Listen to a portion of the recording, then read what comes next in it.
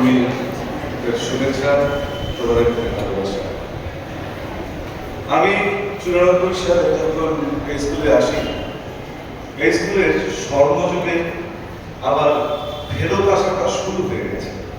একসময় এই স্কুলটা খুব নামি স্কুল ছিল, কিন্তু মাঝখানে একটু কিছুদিন কয়েক বছর একটু যেন কেমন হয়ে গেছিল।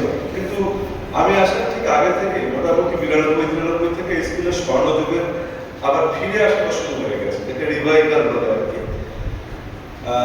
এবং সেই কবে অমিতাভ বাগচি এখান থেকে প্লেস পেয়েছিলেন, আমি 94-তে এলাম, 95 মাধ্যমিকে জয়দীপ ভট্টাচার্য আবার এই স্কুল থেকে অনেক বছর পর স্ট্যান্ড করলো। তারপর থেকে প্রায় প্রতি বছরই আমরা দেখেছি এই স্কুলটা থেকে মাধ্যমিকের পজিশন পেয়েছে, তখন তো হায়ার সেকেন্ডারি ছিল না, পজিশন পেয়েছে। পজিশন না পেলেও একটা দারুণ, সর্বোপরি একটা দারুণ রেজাল্ট হয়েছে। কোনো সেকেন্ড ডিভিশন নেই, থার্ড ডিভিশনের কথা আমরা ভাবতেই পারতাম না।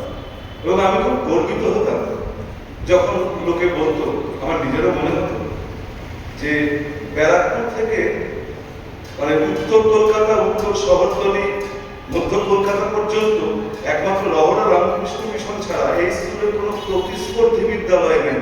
এটা শুনতে আমার বড় ভালো লাগতো। কিন্তু গত কয়েক বছরে পরিস্থিতিটা আবার একটু বদলে গেছে। আমি বলছি না প্রত্যেক বছর স্ট্যান্ড করতে হবে, বিক্ষিপ্তভাবে পজিশন পেয়েছে আমাদের ছেলেরা মাধ্যমিকে, হায়ার সেকেন্ডারিতে, কিন্তু সব মিলে রেজাল্টটা কিন্তু আর আগের মতো হচ্ছে না।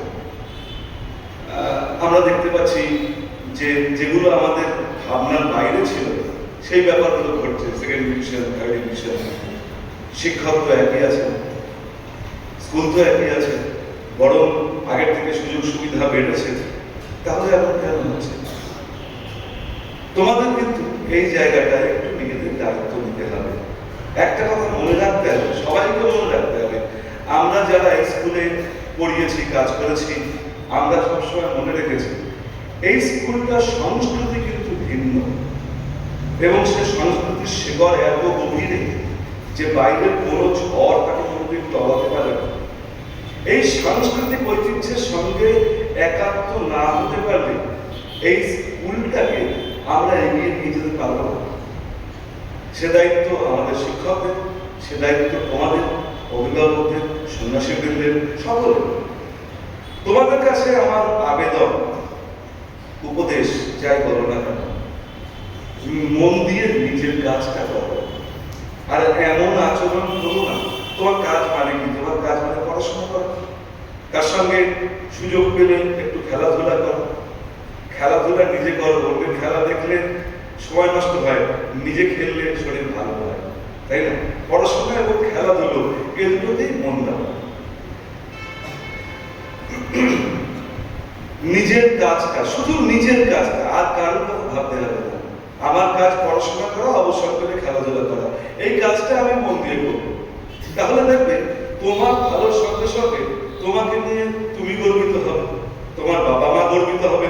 সবচেয়ে বড় কথা, এই স্কুলটা, তার শিক্ষক মহাশয়রা, আমাদের মহারাজেরা, তারাও গর্বিত হবেন।